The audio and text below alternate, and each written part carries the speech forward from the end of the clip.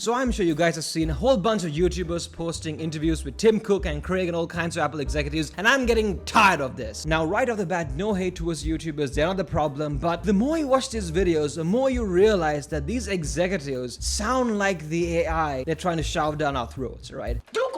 They never say anything that they didn't already say in the event. The answer to almost every question is, oh, it's just so amazing and I love technology, we love humanity, unless they're working on cobalt mines. These guys are experts of talking but not saying anything, right? Every word that comes out of their mouth is the most sanitized, generic, corporatized, milquetoast answer ever. And I assume that these YouTubers have to get their questions vetted by Apple, or in the very least, have to walk around on eggshells, because one wrong word and they could get blacklisted forever. So a lot of times it kind of seems like Tim and Craig are just interviewing themselves and answering their own questions, right? Good morning. I don't know anything about what you're talking about. It makes you wonder, why do they even do this in the first place? It's certainly not to inform the public or give us some juicy deets behind the scenes stuff. I think the strategy here is to manipulate you. Just like when YouTubers beg for like and subscribes.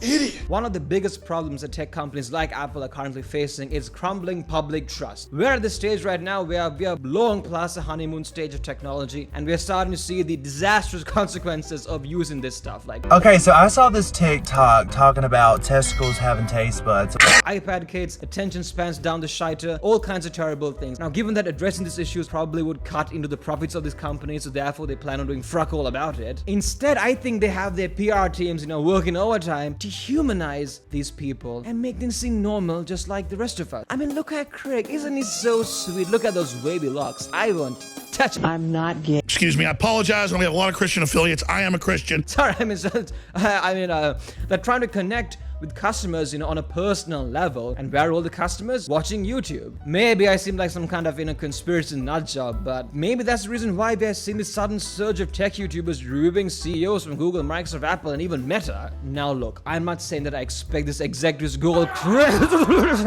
anything like that. This guy's relaxed salamander personality gave us some great stock returns, okay? And I'm in no place to tell YouTubers, who can probably buy me how to run their channels. All I'm saying is that as a fan of these creators who I believe have good intentions, a lot of these interviews kind of seem like propaganda and free advertising for these companies, right? And once again, I don't blame these creators for this, because look, it must be really cool to be able to meet these people up front and personal, all right? And it's not like saying, screw you, I don't want to talk to you, is going to make anything better or different. And occasionally you get some pretty good moments, like mkbhd. My number 3 is the Magic Mouse. Ergonomics, well done, and was key.